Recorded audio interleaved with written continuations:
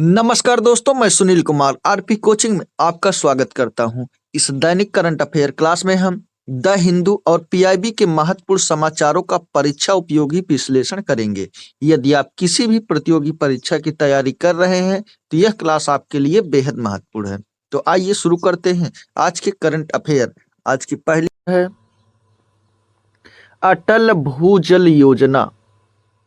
अटल भूजल योजना एक समुदाय आधारित सहभागी भूजल प्रबंधन योजना है जिसका उद्देश्य भूजल संरक्षण और जल सुरक्षा को बढ़ावा देना है। गिरते भूजल स्तर, जल संकट और जल के बेहतर प्रबंधन के लिए इस योजना को शुरू किया गया है। योजना के अंतर्गत ग्राम पंचायतों द्वारा जल बजट, जल सुरक्षा योजनाएं, भूजल निगरानी, वर्षा जल संचयन, कृत्रिम पुनर्भरण तथा ड्रिप स्प्रिंकलर जैसे जल बचत तकनीकी को अपनाया गया है। यानी कि यहाँ पर सिंचाई की बात हो रही है। कौन सी सिंचाई? टपक सिंचाई। टपक सिंचाई की यहाँ पर बात हो रही है। ऐसा करना है, यानी कृत्रिम रूप से जल पुनर्भरण करना है, जल का संचयन करना है, ड्रिप सिंचाई करना है और जल बचत की तकनीक को अपनाना है।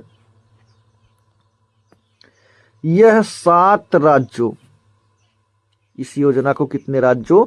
7 राज्यों, जिसमें गुजरात है, हरियाणा, कर्नाटक, मध्य प्रदेश, महाराष्ट्र, राजस्थान और उत्तर प्रदेश। इस 7 राज्यों के 80 जिले, यानी कि भारत के 7 राज्य और इन 7 राज्यों के कितने? 80 जिलों में, तथा कितना? 229 ब्लॉकों, 229 ब्लॉकों, इन 80 जिलों के कितना? 229 ब्लॉक और 8,203 ग्राम पंचायतों में यह लागू किया गया है। इसका कार्यान्वयन 1 अप्रैल 2020 से 15 अक्टूबर 2025 तक किया गया। वर्ष 2023-24 के आकलन में 229 ब्लॉकों में से 180 ब्लॉकों में भूजल स्तर में क्या आया? सुधार आया है। आज की अगली खबर है राष्ट्रीय गौरव अपमान निवारण विधेयक 2026। राष्ट्रीय गौरव अपमान निवारण संशोधन विधेयक 2026 द्वारा राष्ट्रीय गौरव अपमान निवारण अधिनियम 1971 की धारा 3, 1971 की धारा कौन सी? 3। इसमें क्या किया गया है? अमेंडमेंट, यानी संशोधन किया गया। इसमें राष्ट्रगीत हमारा क्या है? वंदे मातरम, जिसको बंकिम चंद्र चटर्जी द्वारा यह लिखा गया है। इस राष्ट्रीय गीत को भी राष्ट्रीय गान के समान जन गण मन के समान विधिक संरक्षण प्रदान किया गया है। यानी कि पहले जो ये हमारा राष्ट्रीय गीत था, इसको विधिक संरक्षण नहीं प्राप्त था। किसके समान? राष्ट्रीय गीत, यानी जनगण मन के समान। अब इस संशोधन के द्वारा इसे भी विधिक संरक्षण प्रदान किया गया है। संशोधन का उद्देश्य यह सुनिश्चित करना है कि कोई व्यक्ति जानबूझकर राष्ट्रगान या राष्ट्रगीत के गायन को रोकता है अथवा गायन करने वाली सभा में व्यवधान उत्पन्न करता है तो उसे दंडनीय अपराध माना जाएगा। अधिनियम 1971 के अंतर्गत पहले धारा 3 में केवल भारतीय राष्ट्रीय गान, यानी कि जन गण मन को ही संरक्षण प्राप्त था। संशोधन के बाद इसमें जनगण मन और वंदे मातरम दोनों शामिल हो गए हैं। इस विधेयक में दंड के प्रावधान में कोई बदलाव नहीं किया गया, मतलब वही दंड मिलेगा जो पहले मिलता था। अपराध के लिए 3 वर्ष तक का कारावास, अगर अपराध कर रहे हैं 3 साल तक की सजा, जेल, जुर्माना, यह दोनों प्रावधान यहाँ पर क्या है? जारी रहेगा। पुनरावृत्ति की स्थिति में कम से कम 1 वर्ष का कारावास अनिवार्य होगा। वंदे मातरम की रचना कौन किए थे? बंकिम चंद्र चट्टोपाध्याय। यह पहली बार 1875 में बंग दर्शन पत्रिका में प्रकाशित हुआ और बाद में 1882 में आनंद मठ उपन्यास में शामिल किया गया और 1896 में भारतीय राष्ट्रीय कांग्रेस के कलकत्ता अधिवेशन में इसका पहली बार गायन हुआ। कब? 1896 में। आज की अगली खबर है कला संस्कृति विकास योजना KSBY। कला संस्कृति विकास योजना का संचालन संस्कृति मंत्रालय द्वारा किया जा रहा है। किसके द्वारा? संस्कृति मंत्रालय द्वारा, जिसके अंतर्गत क्या है? सांस्कृतिक संगठनों और कलाकारों को वित्तीय सहायता प्रदान की जाती है। क्या कलाकारों को क्या प्रदान किया जाता है? वित्तीय सहायता। इस योजना का उद्देश्य भारतीय कला संस्कृति और परंपराओं को संरक्षण एवं प्रोत्साहन देना तथा कलाकारों को आर्थिक सहायता उपलब्ध कराना है। योजना के अंतर्गत विभिन्न घटकों में सहायता दी जाती है। कब? गुरु शिष्य परंपरा को बढ़ावा देने के हेतु क्या है?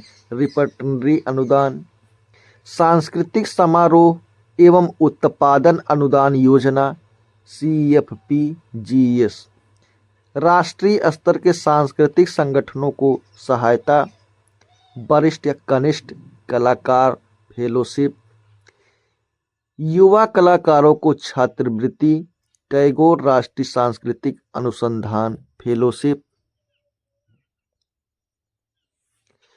अनुदान वर्ष 2026-27 के लिए आवेदन ऑनलाइन माध्यम से आमंत्रित किए गए हैं। मंत्रालय ने प्रक्रिया को कागज रहित, पारदर्शी और ऑनलाइन बनाया है। कौन? ये मंत्रालय ने, कला एवं संस्कृति मंत्रालय ने।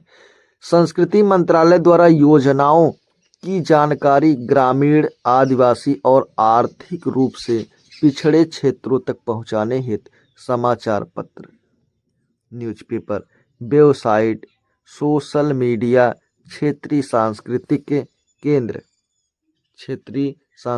केंद्र यानी ZCC और अकादमियों के माध्यम से प्रचार किया जा रहा है। अगली खबर है भारतीय मानसून पर अल नीनो का प्रभाव। किसका प्रभाव? अल नीनो का। कहाँ पर? भारतीय मानसून पर। कौन से भारतीय मानसून? यही भारत का दक्षिणी पश्चिमी मानसून जो आता है, इस मानसून से क्या होता है? भारत में बरसात होती है यानी वर्षा होती है। किस मानसून से? दक्षिणी पश्चिमी मानसून से। इसी से भारत में सबसे ज्यादा बारिश होती है। तो यही अल नीनो जो आता है, अल नीनो जो आया है, इससे इस मानसून को क्या कर दिया है? इसने कमजोर किया है। उसी की बात यहाँ पर हो रही है। अल नीनो भूमध्य रेखी मध्य प्रशांत महासागर में समुद्र की सतह के तापमान को असमान रूप से बढ़ाने की घटना है जो विश्व के मौसम और भारतीय मानसून को प्रभावित कर सकती है। विश्व मौसम विज्ञान संगठन यानी WMO, वर्ल्ड मेट्रोलॉजिकल ऑर्गेनाइजेशन, और भारत मौसम विज्ञान विभाग IMD, इंडियन मेट्रोलॉजिकल डिपार्टमेंट द्वारा सुपर एल नीनो नामक कोई आधिकारिक श्रेणी निर्धारित नहीं की गई। एल नीनो को सामान्यतः कमजोर, मध्यम, मजबूत और बहुत मजबूत श्रेणी में बांटा जाता है। IMD यानी इंडियन मेट्रोलॉजिकल डिपार्टमेंट के अनुसार वर्ष 2026 के दक्षिण पश्चिमी मानसून के दौरान एल नीनो की स्थिति विकसित होने की संभावना है। जून 2026 में यह कमजोर थी, जबकि जुलाई 2026 में यह मध्यम स्तर तक पहुंच गई है। कौन? El Nino. एल नीनो के मजबूत होने से भारतीय मानसून प्रभावित हो सकता है, लेकिन इसका वास्तविक प्रभाव समुद्र और वायुमंडल की संयुक्त परिस्थितियों पर निर्भर करता है। भारत मौसम विज्ञान विभाग या IMD, Indian meteorological department, El Nino सहित जलवायु परिस्थितियों की लगातार निगरानी करता है और केंद्र व राज्य सरकारों को मौसमी पूर्वानुमान, सलाह तथा 7 दिनों तक के प्रभाव आधारित पूर्वानुमान IBF जारी करता है। आज की अगली खबर है समुद्र प्रदक्षिणा अभियान। समुद्र प्रदक्षिणा भारत का प्रथम त्रिसेवा पूर्ण महिला समुद्री यात्रा अभियान है। त्रिसेवा वायु, जल, स्थल, जिसे भारतीय सेना, नौसेना और वायुसेना की 9 महिला अधिकारियों ने भारतीय नौकायान पोत IASB त्रिवेणी के माध्यम से यहाँ पूरा किया। इस अभियान का उद्देश्य नारी शक्ति, तीनों सेनाओं की एकता और भारत की समुद्री क्षमताओं को प्रदर्शित करना था।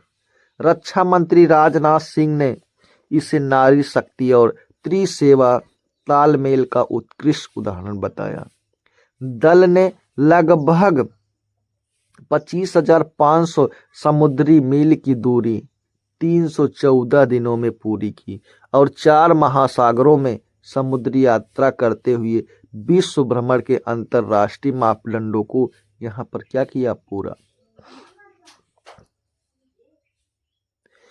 अभियान के दौरान टीम ने भूमध्य रेखा को 2 बार पार किया, अंतरराष्ट्रीय तिथि रेखा को पार किया तथा 3 प्रमुख केप ल्यूविन, केप हॉर्न और केप ऑफ गुड होप का चक्कर लगाया।